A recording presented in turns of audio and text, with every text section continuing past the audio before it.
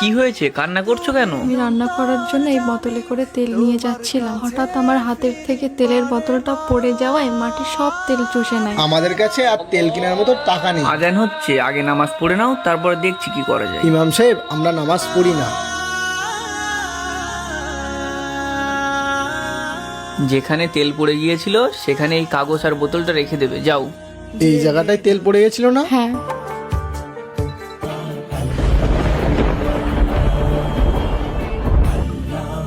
আপনি এই কাগজে এমন কি লিখেছিলেন? মাটি আমাদের সব তেল ফিরিয়ে দিয়েছে। কাগজটা খুলে পড়ো। এই মাটি, তুই ওনার তেল ফিরিয়ে দে, নয়তো আমি তোর ওপরে বেনামাজিকে বসিয়ে দেব। ওই জায়গাতে যেন বেনামাজি না বসে, সেই ভয়ে ওই জায়গার মাটি সব তেল ফিরিয়ে দিয়েছে। বেনামাজি এতটাই গুনাহগার হয় যে তাকে মাটিও ঘৃণা করে, তারপরেও আমরা নামাজ পড়তে চাই না। আল্লাহ আমাদের সবাইকে 5 ওয়াক্ত নামাজ পড়ার তৌফিক দান করুন।